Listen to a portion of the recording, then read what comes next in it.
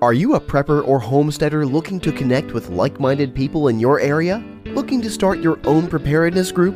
Already have a group?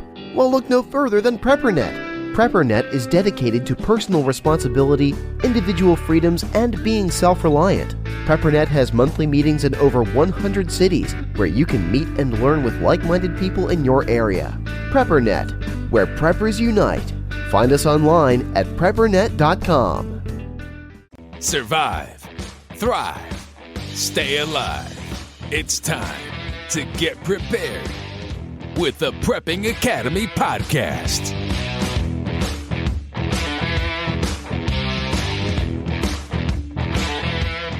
Hello, everyone, and welcome to the Prepping Academy podcast.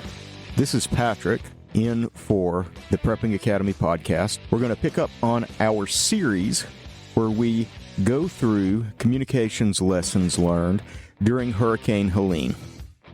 I know we're getting into 2025 now, and it's been a few months, and a lot of things are maybe starting to get fuzzy, but a lot of people have already heard a lot of these things as well. So we're going to try to make this interesting, and we're going to try to cover some things from my perspective as an operator who was heavily involved in the initial response with PrepperNet and Amron in the initial phases of the hurricane. And we're going to learn a lot about the true understanding of the fog of war and how that this is actually really important for us as preppers to understand in the preparedness space what this is actually like. We read about it a lot, we hear about it a lot, but we don't fully understand it until we really see it. So I'm going to walk you guys kind of through my experience here with the hurricane and the first day, the Friday morning after it hit Western North Carolina, or as it was hitting Western North Carolina. You guys have probably listened to the podcast already with Forrest and Beth and Pistol Pete, where we talk about bug out camp and the things that happened there. If you haven't listened to that podcast, I suggest you go back and look that one up. Phenomenal podcast on the Prepping Academy about what their experience was and kind of some of the things they learned and some things that caught them off guard and that they were surprised and how they personally responded in an intense situation. That morning, I was working, and I had not heard from some of the folks in North Carolina for a while. I had gotten a text in the wee hours of the morning from Pistol Pete letting me know that everybody was okay at bug out camp, but things were getting kind of wild. And it had been about 6 hours, and I hadn't heard anything else. And I'd sent a couple of text messages. I hadn't gotten any response. There wasn't a lot of information coming out of Western North Carolina at that point, and I was kind of starting to get concerned. I received a text message from a phone number I didn't recognize. Turns out it was Beth's Garmin inReach. She used her satellite communicator to send me a note, let me know everybody was okay, and asked me to forward some welfare information to a few people's families to let them know that they were okay. And that was the first contact that I had out of the area. At this point, I kind of started to realize that this was maybe pretty bad, considering that all cell phone service is down. Beth is texting me via satellite. This probably isn't great. And I'm kind of out of the loop at this point because I'm at work. And I had to go into work fairly early that morning, so I've been kind of out of the loop for a while. I end up kind of taking care of a few phone calls while I'm there, getting some people some information, and kind of continuing to keep an eye on the news on my phone just to kind of see what was progressing. And there really wasn't much news coming out of really anywhere because the hurricane had kind of taken that trajectory and a lot of communications were not working, and there just wasn't any information to be had. So I send Beth a note back and ask Pete to get up on his HF radio, and that way we can get some information a little bit faster than a Garmin inReach works out of the area to find out what's going on over there. At this point, I kind of decide, well, I'm going to start working towards wrapping up work a little bit early if I can and getting home where I can get to a radio just in case there's something going on and I can kind of help. That was kind of the course of action that I take. There's at this point, there's more information starting to come in. I'm starting to get text messages from some people. A friend of mine in Knoxville sends me a text message from the gorge, or just outside the gorge, with pictures of I-40, a section of I-40 that's kind of collapsed as traffic is going through. And I'm also starting to see some stuff coming out of northeast Tennessee where they're helicopter evacuating a hospital in Unicoi, and there's things like that going on. And that was kind of a OODA loop, if you're familiar with the OODA loop, interruption for me, even because it's not even been raining in Tennessee. You know, the hurricane was supposed to come up the Tennessee Valley, was supposed to hit East Tennessee, supposed to impact us, but it didn't. It went around the other side of the Appalachian Mountains and hit western North Carolina, and all of this rain was falling in western North Carolina. Well, most of the rivers that are impacted in this, the French Broad set of rivers, the Tow and the Cane, that eventually formed the Nolichucky, all of this stuff drains into East Tennessee. All this water that was falling was coming into East Tennessee, the Pigeon River as well. And we really were like, it's really not raining all that much. Where's all this water coming from? Was kind of my brain's initial kind of interpretation on this, because I didn't understand everything that was going on. At this point, I'm starting to try to collect as much information as I can. I've checked on as many people as I can on the radio, the people that are typically on the radio 24/7, like some of us, a lot of us are in PrepperNet and Amaron. I'm not seeing a lot of stations. If you guys saw the picture of the satellite picture of the U.S. where the hurricane took its path from Florida, up through the southeast U.S., there's this big swath with no electricity and no lights that are on. And in that area, there was also not very many people left on the air. And that was interesting, because I later talked to Pistol Pete about this, and he got his station up on the air, and he thought he was having station issues because he had sent out in an application we use called JS8 Call. You can send out like a signal-to-noise request or a heartbeat, and other stations that can hear you will respond and let you know that they can hear you. Well, he wasn't getting very many responses. And later he realized that the reason he wasn't getting any responses is because all the stations around him were off. Nobody was on the air. He was getting responses from me and a few people further west in Tennessee, and generally kind of west of that area by a few hundred miles. That was kind of a thing on his part of being in it. He didn't see, or didn't initially realize, oh yeah, there's nobody around me that's left on the air. That's why I'm not seeing people. Because he didn't fully understand the scope of this at this point, and nobody really did, and that's part of the fog of war here. I'm starting to collect as much information as I can. A few people are starting to get back online on their backup antennas.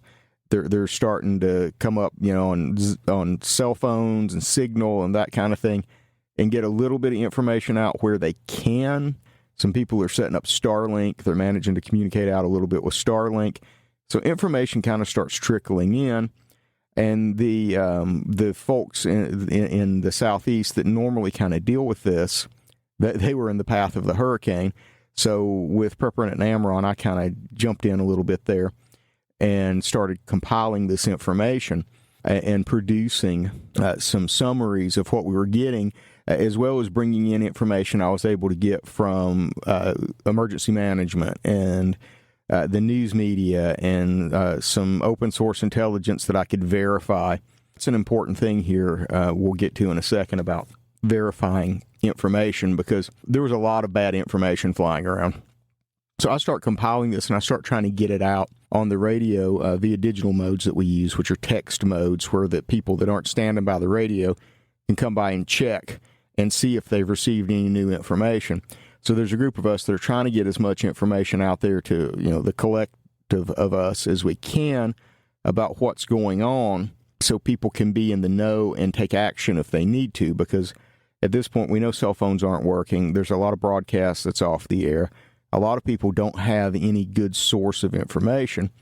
And within our group, we're trying to provide what information that we can to help those folks out and to help them deal with this in whatever way that they need to. We're sending out information about potential dam breaches. There were 2 cases of potential dam breaches in Tennessee that it turned out to be bad information. And they were political officials that were giving out that information that was incorrect. You have to keep in mind, again, with the fog of war early on, there was a lot of bad information even coming out of official sources because they were kind of having to fly by the seat of their pants and didn't have all the facts and were making decisions based off of, and sometimes the worst case scenario potentially. We were putting out information sometimes ourselves that we ended up having to later retract related to some of those things. And some of the things we were early getting was, just sort of the scope of the communications outage, making sure people were aware of just how expansive this was, and that, if you're trying to find a loved one, if you're trying to get communications or trying to contact someone in there, nothing's working. So you're going to have to use kind of alternate resources. We were receiving some reports of some violence and things like that at fuel stations, sort of the typical things that we expect to see in a big scale disaster. Historically, 911 systems that are down, areas where some resources are available. We were getting some information about, hey, this store's open, this place has got fuel, but they're only taking cash. So we were able to help a little bit with that information for people that were outside the wire in the areas that had no communications, where they could possibly get some resources. We were getting out there that, effectively, Western North Carolina has no passable roads at this point. Roads are destroyed everywhere in Western North Carolina that we know of. It's bad. Places in Tennessee are flooding. Tons of boil water alerts that are being issued, some of them affecting areas that don't really have any way to receive that boiled water alert.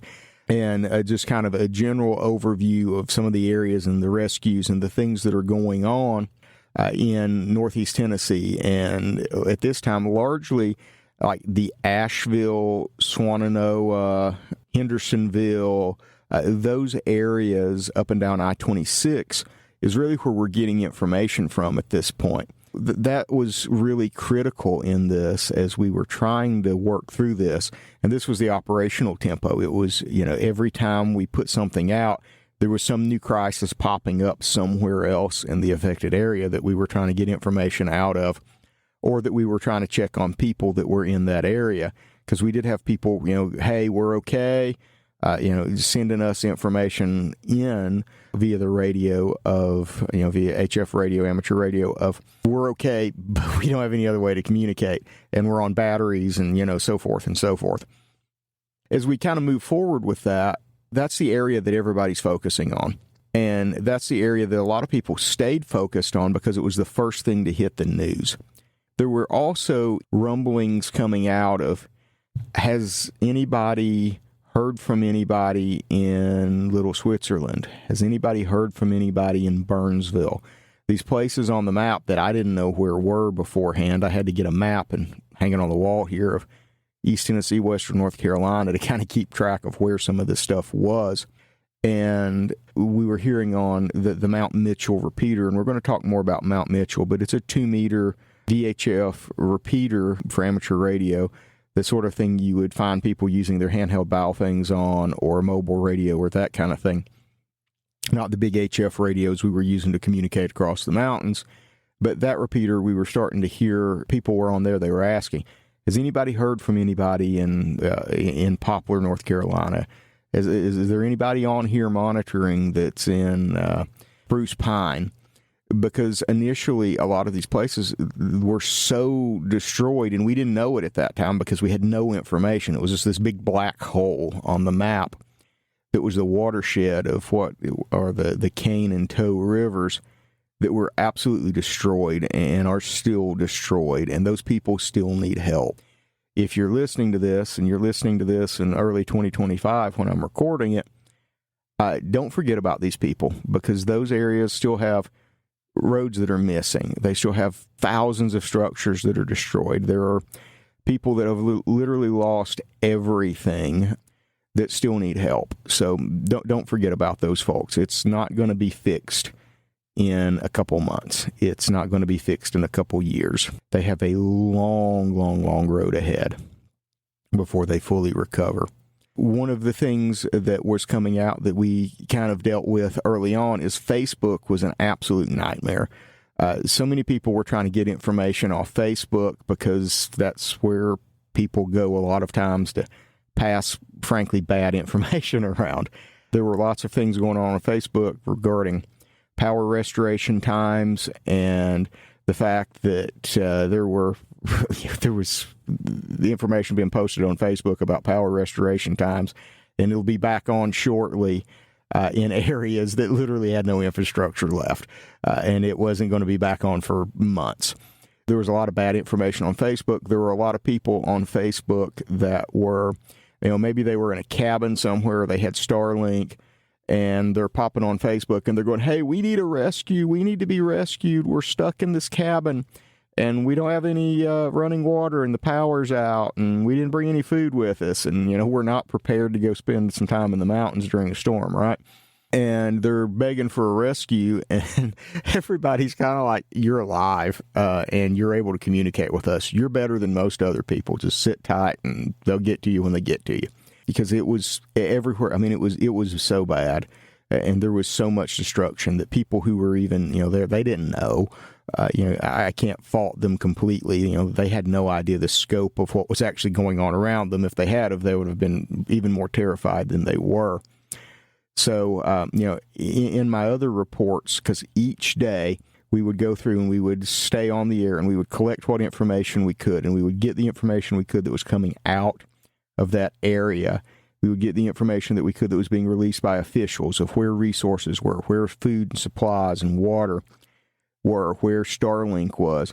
And we would compile that into a summary, and then every day at the end of the day, we would send that out on HF radio to the people who were in the affected areas that were monitoring, so they would have some information from outside, because some of them were monitoring the Mt Michell repeater, and they were able to get information from there about what was going on in that area. But again, a lot of that at that time was really focused on the Asheville, Swannanoa, that area right through there, and not into some of the other areas. As we kind of go on, some more information about things that were available, where they were available, some of the hazards that were showing up post-flood, damage to cell sites, damage to infrastructure, bridges, propane tanks floating down the river, blowing propane all over the place,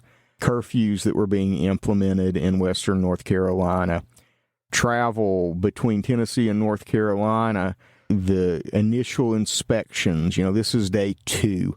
The first day was just dealing with the water draining, dealing with the destruction and trying to get people out of imminent harm's way. And then the second day really was assessing how bad it was. And that was kind of our tempo doing communications here, trying to, within PrepperNet, Amron, several organizations that were working together on this, to try to maintain some support structure for people that were inside the affected area. And I actually had enough people on the ground that we found a route from Tennessee to North Carolina through the Smokies that was passable. You had to go all the way south towards Robbinsville and then come up into the backside of Waynesville through some roads over there that are normally in a very remote, very cut off area as it is. They were less affected by the hurricane than further north, and that proved to still be a viable route from Tennessee to North Carolina at that time, without having to drive all the way up to Virginia and then come back down towards Charlotte and come in from the other way. Because everything else between Tennessee and North Carolina was destroyed. You couldn't get through on Highway 19. You couldn't get through on Interstate 40. I-26 had a bridge collapse. 321 was blocked. 421 was blocked. And several other roads were blocked or destroyed. So Highway 2570 through Hot Springs, all of that stuff was closed at that time due to flooding and damage and bridges and just all the destruction. So we were actually able, using the information we had here, to find a route that was really, really cool that we were able to do that and get some people that were actually trying to get back this way from from prepper camp in Saluda back over to Tennessee. We were able to kind of route them and get them over here through that route that we had kind of found and verified that was functional, though probably a little hazardous. And then we had more information coming in just all the time. But again, there was still this black hole circling over that area of North Carolina between Tennessee and Mt Michell, where the Nolichucky and the Toe and the Cane are. We still don't know anything about that. It's just still a black hole with no information. Rumors are starting to swirl. There's all kinds of things coming out of different areas about those areas. People are saying, well, there's nobody left up there to call out for help. And fortunately, that wasn't the case. But there was a lot of rumors and a lot of conjecture flying around that. And then by the third day, when we're putting out our executive summary on Sunday, because initially there was some debate as, okay, are we going to quit doing this on Saturday? Are we going to keep going? What about Monday? Are we going to keep going into Monday? And we decided that we were going to keep going till Monday because of just how big of a disaster this was. A lot of our people by then had been located, so we kind of felt like Monday we can scale back a little bit. We didn't go away by any means, but we weren't continually collecting and trying to put information out because the rate of information becoming available was slowing down a lot. And some of us were being pulled away towards more disaster relief efforts to help people and actually get some boots on the ground in the area rather than sitting back while everybody was just trying to figure out what we could do and try to get organized. So on the third day, which would have been Sunday, we're getting more information from everywhere from Augusta, Georgia, all the way up into Virginia about areas that still have no safe drinking water. We're getting information that some gas stations are, setting up generators, and the high country areas in North Carolina, again, that area we were talking about where the Spruce Pine, Boone, Burnsville, and so forth up in there are still inaccessible. I remember, I think it was Saturday or Sunday, everybody was cheering because the Tennessee Emergency Management Agency had finally made its way to Mars Hill, which really isn't very far off of I-26. It's just a few miles, I think. But that was a huge accomplishment because of just how bad it was. And they were coordinating airdrops of supplies into communities and all kinds of things there. And the Mt Michell repeater at this point is operational 24/7, and they're just doing what they can to try to help everybody there. That's because it's really the only way to communicate. The state system for Tennessee and North Carolina in those areas, the radio systems that first responders use, are not working. They're working to get them back. They're putting up temporary stuff, but they're struggling as well as the cell carriers and everyone else. So the Mt Michell repeater was doing an amazing job helping people. Additionally, some other repeaters were coming back online in western North Carolina that could be used for some communications on a little bit smaller scale. Because if you don't know, if you're listening somewhere other than the Southeast or at least the Tennessee, North Carolina area, you may not know about Mt Michell if you're a ham radio operator. Mt Michell is the highest point this side of the Mississippi River. And that repeater is just over 6,000 feet up and has a monstrous footprint. I can get to it from my house, and I am not near North Carolina. I'm not that far, but it's from here you can almost talk to Charlotte on that. That repeater covers just a massive footprint and was such a blessing to the folks who were involved in this. We have more information coming out about people coordinating.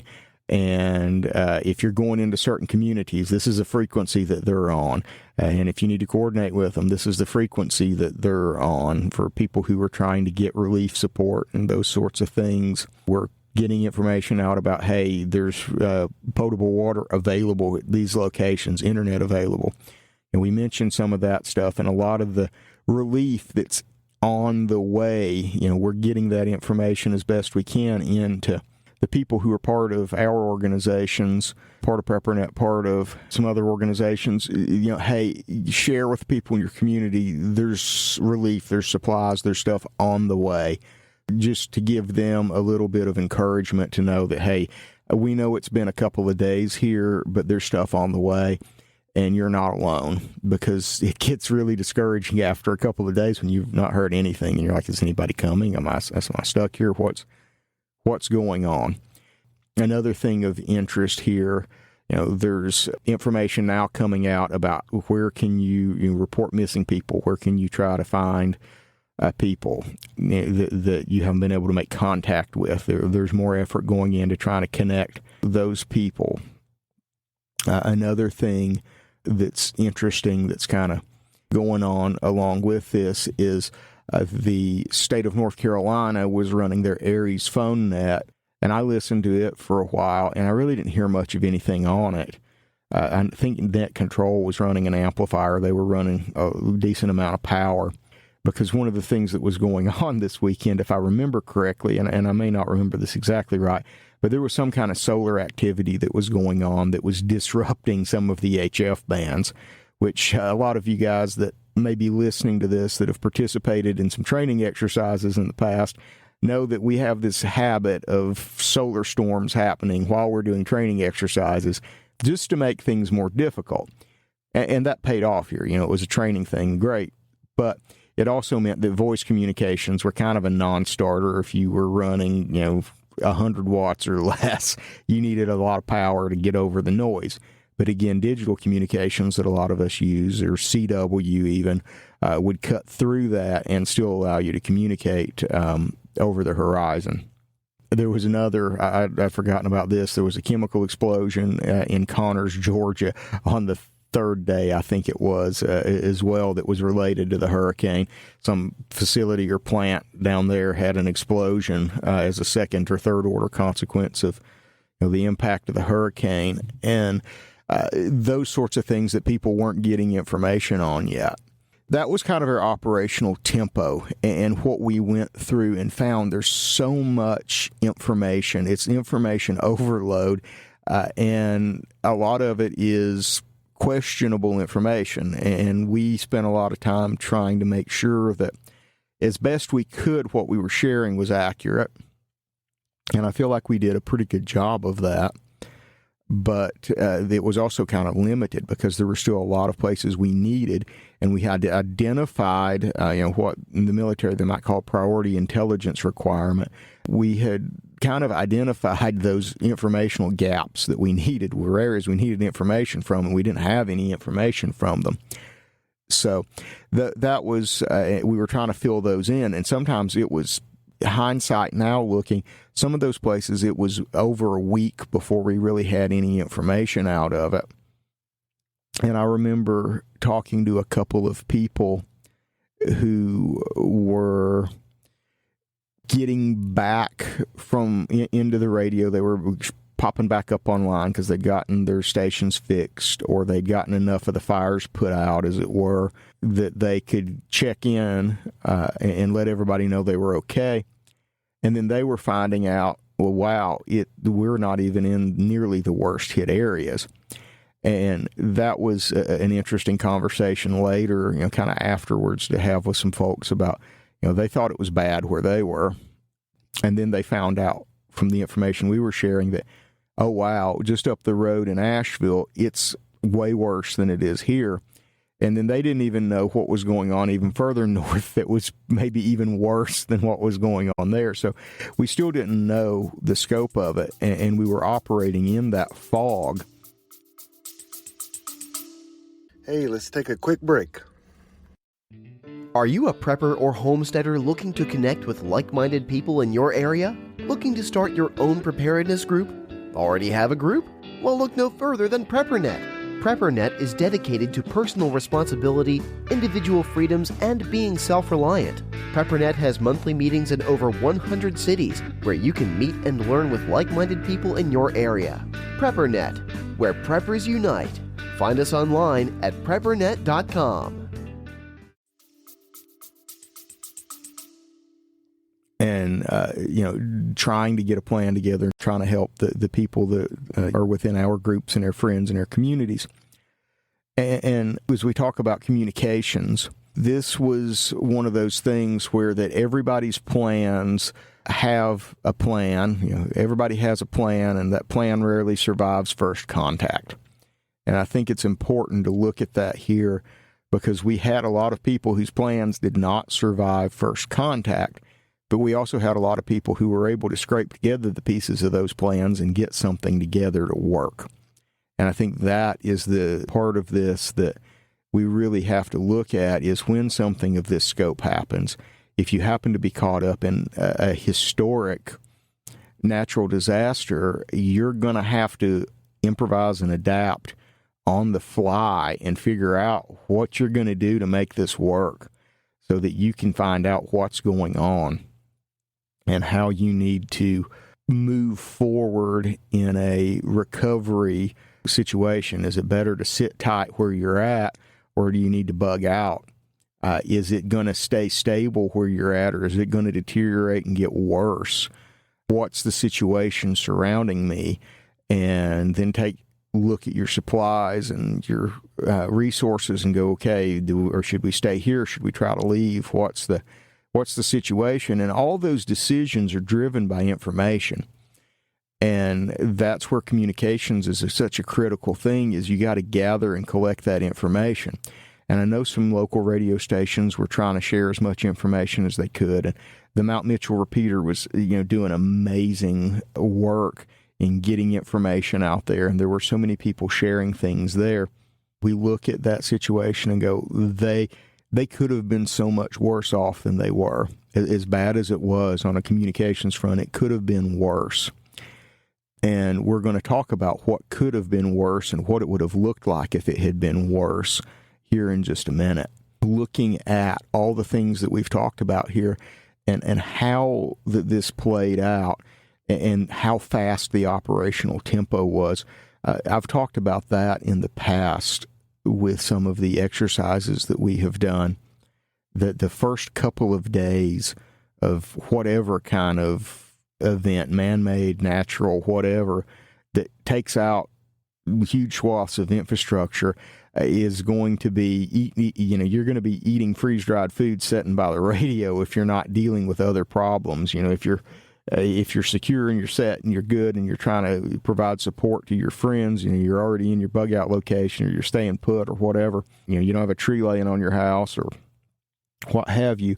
There's going to be so much information out there that you're going to be trying to collect and put together that it's going to be a nonstop thing, and the operational tempo is extreme, and we're not lucky enough often to have a team of people where we can rotate off. So it was the morning when teams rolled out, started doing kind of analysis of what was going on. Information started rolling in, and you could monitor scanners, you could monitor whatever communications that you could get to find out that information. And there was information coming in from people, and there was information coming in from people that had internet, the people that had Starlink. There was all this stuff coming in to try to aggregate and get a picture of what was going on. It was just round the clock, kind of chaos for the first couple of days before it slowed down. So understanding the cycle there of information, analyze information, check information out, and do what you can. Be prepared for that if you're caught up in something like that.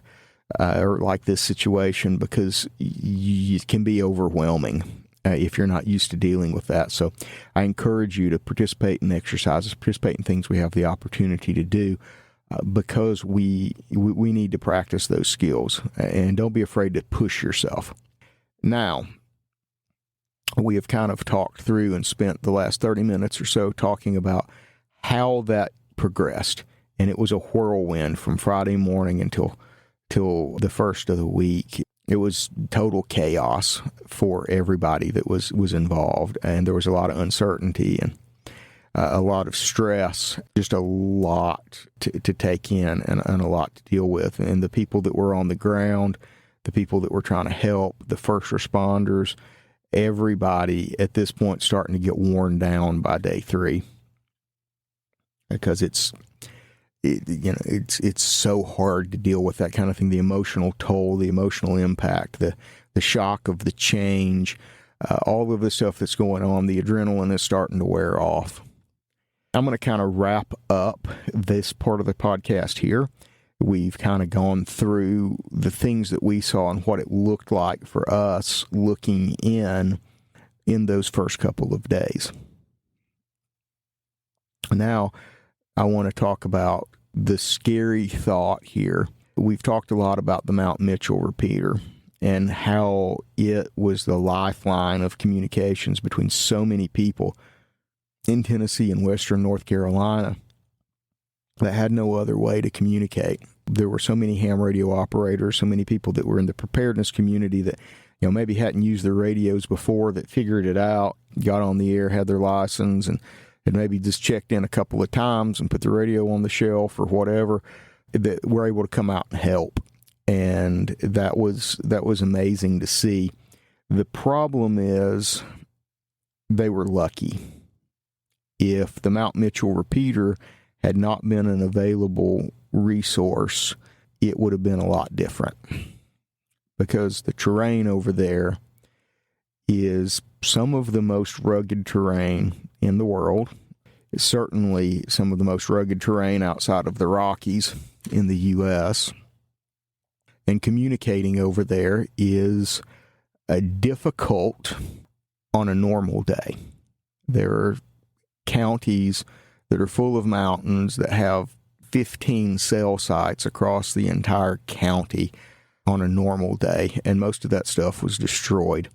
Without the Mt Michell repeater, all of the handheld radios, all the bow things, all the portable stuff would have been limited to, at times, not even a mile due to the terrain.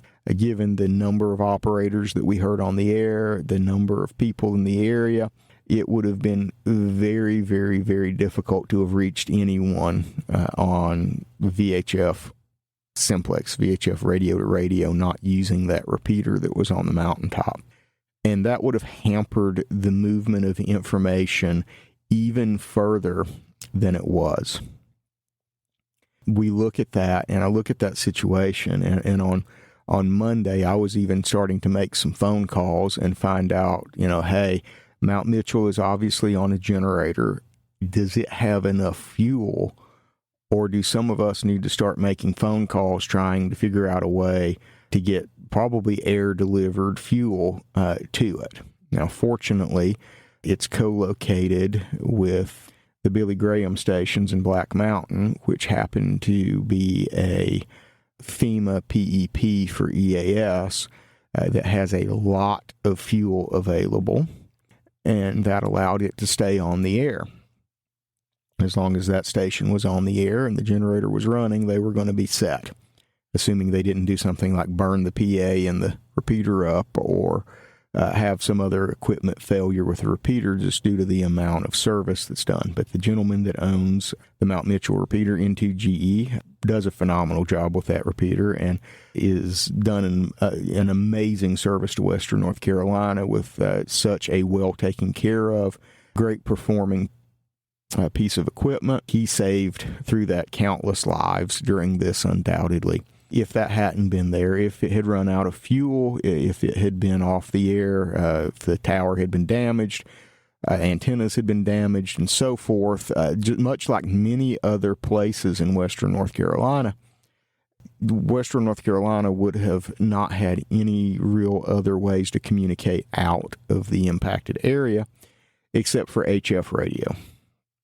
And this is one of the reasons that you will hear me talk about HF radio, and particularly HF digital modes, or CW if you want to learn CW, because during these situations, if the repeater's not going to work, if you don't have a repeater, if you don't have some infrastructure to support your little portable handheld radio, your options get really thin really fast.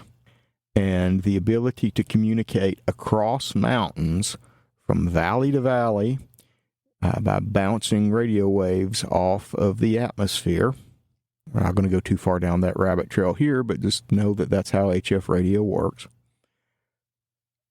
And the ability to communicate out of that area a couple of 100 miles away with literally no infrastructure but a piece of wire strung up in the tree in your radio. And if you're doing digital modes, laptop, if you're doing Morse code, your key, is incredible. It would have hampered greatly the ability to communicate out of there because the number of people capable of doing that is very low compared to the number of people that have their technician license and a handheld, or for that matter, don't have a license and have a programmed handheld. That's far more likely to be available to most people than having the skills, the radios, the antennas, and the know-how to make this work without that infrastructure. So I encourage you guys. I'm putting some classes together. There's lots of things on the horizon. You guys need to learn to communicate with HF. If you're listening to this and you take communicating in a disaster seriously, and it's hard. It takes a lot of practice and a lot of skills.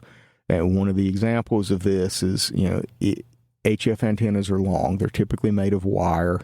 They're usually 67 to 134 feet of wire or longer, strung up between some trees or in a variety of configurations. The problem is during this hurricane, if you had an antenna like that outside, I can almost assure you it got smashed. So you had to have a spare antenna to put up, or you had to have the know-how to fix your antenna that got smashed. So it's not as simple as buying some gear and sticking it in a box. You got to know how to make it work, and you got to know how to fix it when it gets smashed. Because during these situations, that's exactly what can happen. Saying that, the other thing that we have to talk about, I kind of hinted at earlier, was voice communications at times were kind of difficult due to band conditions, just due to the noise from the sun and the solar cycle. And when you're off grid during a situation such as this, having excess amounts of power to run very high-powered radio equipment is oftentimes in short supply. So that's where digital modes, CW, those sorts of things come in, because you can use very low power, just a few watts of power, to communicate a couple of 100 miles, where with voice, it may take a few 100 watts to do the same thing during similar band conditions. And that's just another one of those skills to be able to communicate across the mountains. I live in Tennessee. I have a lot of friends in western North Carolina. The Smoky Mountains are between us. We're actually some of us are only about 60 miles apart as the crow flies, but there's a really big mountain range in between. And the only way we could communicate without regular infrastructure is by bouncing radio waves off the atmosphere over those mountains. And we do that all the time. It's very dependable, especially at that range, and it works very well once you learn what you're doing. The ability to move information and accurate information was also very important. A lot of time can be spent trying to read something off to somebody who's trying to write it down. And when everybody's stressed, the signal's not that great, there's noise, it can be difficult to accurately move that. It becomes a big game of telephone, if you remember playing telephone in elementary school. Having the ability to just type out that information and send it is a massive, massive, massive force multiplier. There are also options that open up, such as the ability to connect to a station outside of the disaster area and send an email to your loved ones, to your family. Hey, I'm fine. Here's all the information about where I'm at and what's going on. There are lots of capabilities that you can use with digital, using a computer, small, low-power computer. The one that I'm typically using is drawing about 7 or 8 watts, so not hard to support off of some solar, and a radio to communicate over a great distance. and to communicate accurately and concisely and quickly. Even in VHF and UHF, there are ways to use digital modes that you can send information much, much, much faster than you could ever possibly relay it via voice, and much more accurately. And there were needs for that sort of thing in this, and a lot of those they may do with the skills that they had, but they could have potentially been quicker and more efficient in the ability to move that stuff. Because an example of this would be if you need to send a spreadsheet over the radio, you can sit and read all the information on that spreadsheet that's maybe got 200 rows in it with people's contact information, people in a shelter, whatever it is, and you can spend the next 30 minutes to an hour trying to relay it with voice, or you can send it in a minute or two with a data mode over the radio, and the person on the other end gets a perfect copy. There's no misspellings, there's no anything, because it's all checksummed data that we would come over a computer network. Slow, but it's still faster than voice. So understanding this stuff, understanding those things, help us a lot in communicating during a disaster effectively. And we would have been reduced to that. The area would have been reduced to that for a lot of communications had the Mt Michell repeater failed. And having that ability to not only do this stuff in your Radio Shack at home, because most people, they've got that 100 and some foot tall or long antenna strung up in the trees out back, and it runs inside to the shack to where their stuff is set up. Well, what if you need to take that gear and you need to go from your house that's maybe 3 or 4 miles from church or wherever it is that they're doing supply drops, that your community needs you, because you at this point you've become the voice of your community. There's very few people that have this skill set out there. You've become the voice of your community, and the voice of your community needs to be where the action is. It needs to be where this is, not 5 miles up a holler, where that it's difficult for the community to reach you. So, maybe you need to pack your station up and you need to go down to the church or the fire hall or the whatever and hang out there and coordinate airdrops of supplies or CASEVACs or whatever else needs to happen. Do you have the skill set, and are you practiced enough that you can grab your gear and hop in a vehicle or even throw it in a backpack and walk a few miles and then set it up every time when there's no Google to help you, when you can't hop on the internet and go, how do I change this setting in my radio? Oh, this isn't working. What do I need to do? And what are you doing on that front to train? Because sometimes things happen, and sometimes unexpected things happen. And Western North Carolina was blessed that they had the resource of Mt Michell. The next time, the next group, you listening to me right now, maybe you're in the Pacific Northwest where the Cascadia fault line is. Maybe you're in Western Tennessee where the New Madrid fault line is.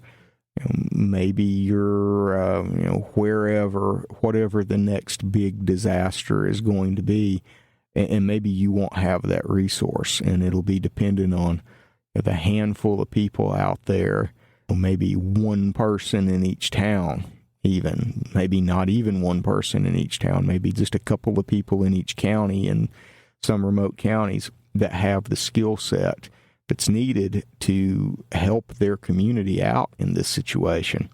And I know there's a debate right now as to whether or not Starlink is going to eliminate a lot of the need for this.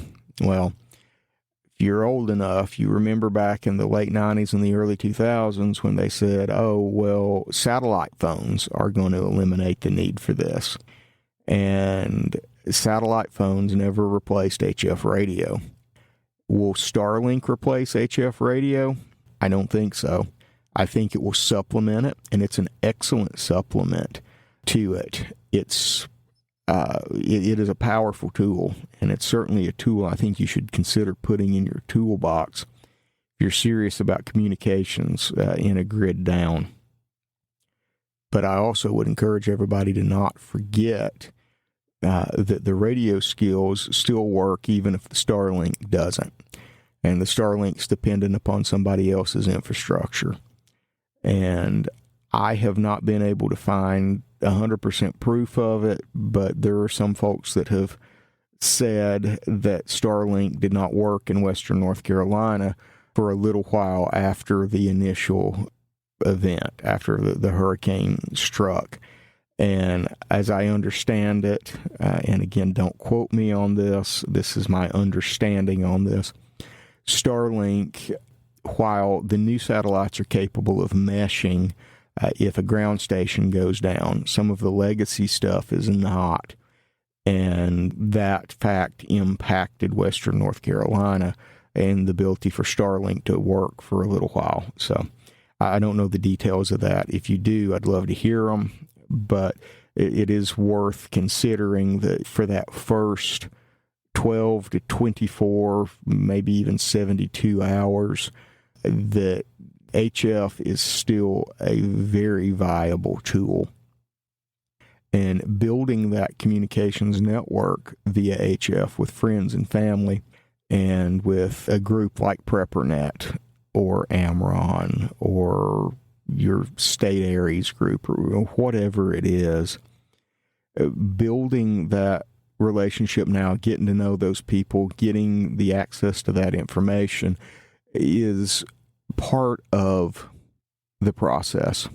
And you don't do that by grabbing the gear and then throwing it in a box. You do that by participating and getting to know people and building that network.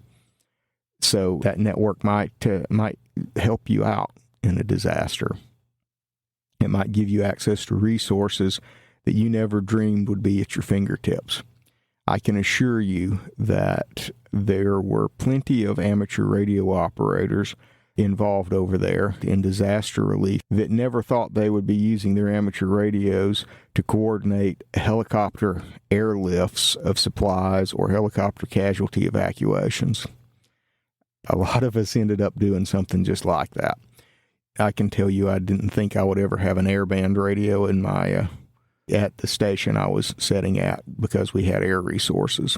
That's something to consider, that in North Carolina there were a lot of things being done that way, and the resources and tools that people had, those skills saved countless lives in their communities and made things so much easier. Anyway, I'm starting to ramble a little bit here. I want you guys to consider, if you don't know much about communications, if it's something that interests you and you have a little bit of an interest in technological things, you have an interest in helping others, taking the time and sitting down to develop these skills and develop them in a manner that really helps on the ground in a real situation, then I encourage you to do so. Get your technician class license. Get your general class license after that. Get on the air. Learn this stuff. We have a lot of resources at preppernet.net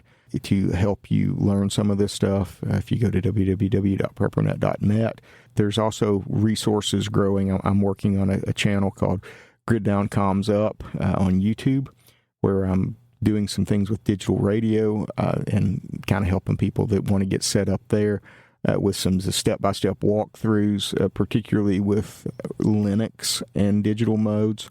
A lot of us use Linux as opposed to using Windows or Macintosh. That's another podcast for another day.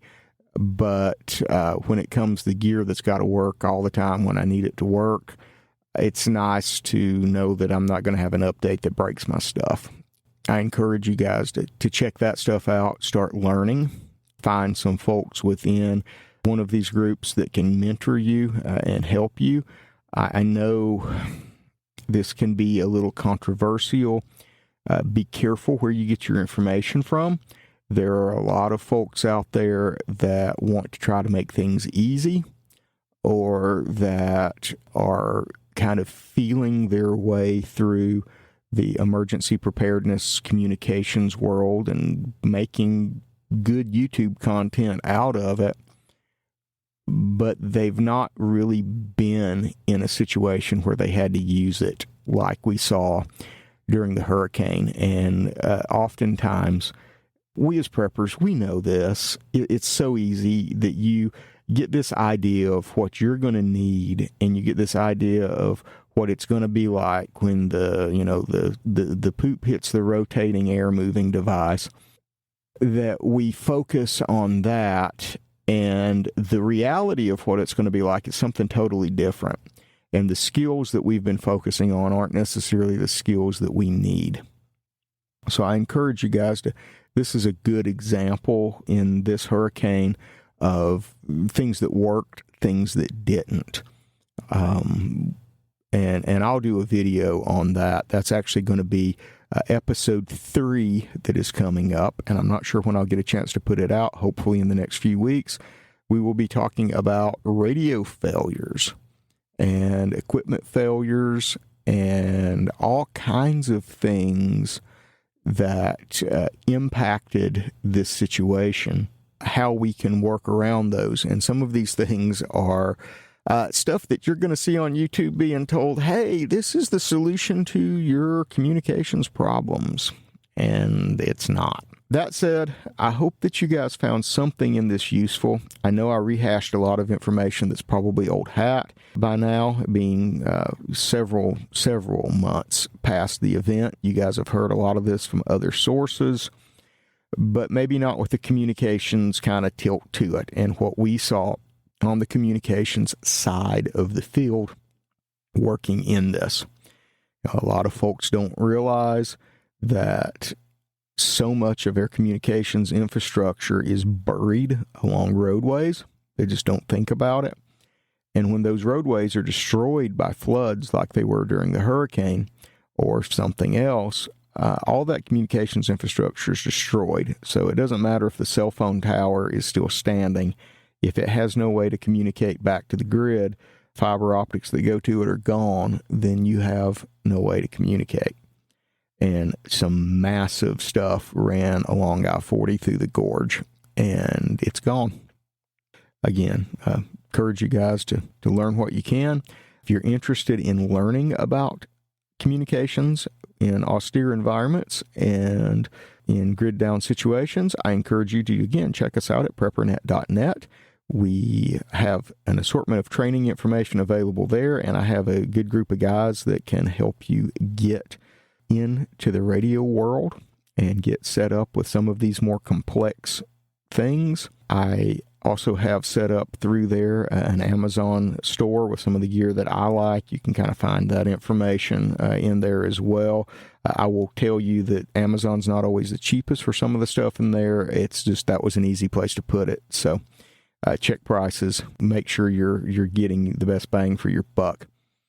And last, kind of on that front, we do a digital net on HF radio that covers basically the eastern half of the United States every Sunday night. There's the details of it are available on the preppernet.net site. I encourage you, if you're kind of new to this or you want to learn, to tune in and check us out and get some practice. It's once a week. Way to dust off and make sure the gear works and get to know some good folks. You can also, with that on Sunday nights, even if you don't have your license, no license is required to listen. So if you've got a good shortwave receiver and a good antenna, the little pop-up collapsing antenna on your shortwave radio is not a good antenna for reference. If you got 30, 40, 50 feet of wire strung up outside hooked to your shortwave radio, you can tune in on your shortwave radio and listen without a license. Decoding the digital data is as simple as either plugging your shortwave radio into the mic input on your computer with the right software, or in some cases, just turning the speaker up and letting the mic on the computer listen, and it'll decode a lot of it just fine, especially the stuff we use on HF. Again, encourage you guys to develop those skills. I'm going to do more stuff here and in other places to encourage you to do that. Thank you for tuning in. We will be back with more information, further after-action reports on the hurricane. You guys have a wonderful week. And this is Patrick for the Prepping Academy podcast. Thanks for listening to the Prepping Academy podcast. Preppers Unite at www.preppingacademy.com.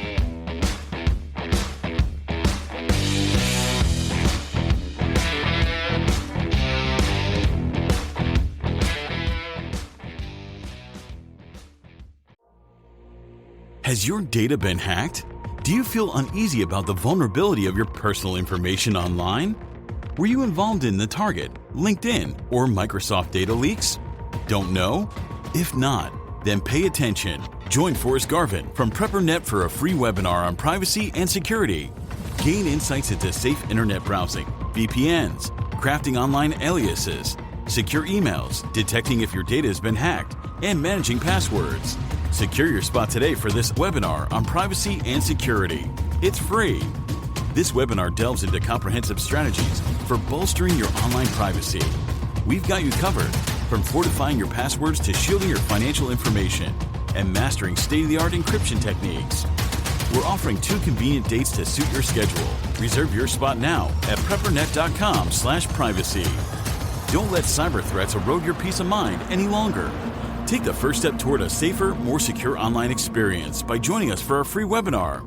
Remember, knowledge is power when it comes to safeguarding your privacy. Sign up now at preppernet.com/privacy. We'll see you there.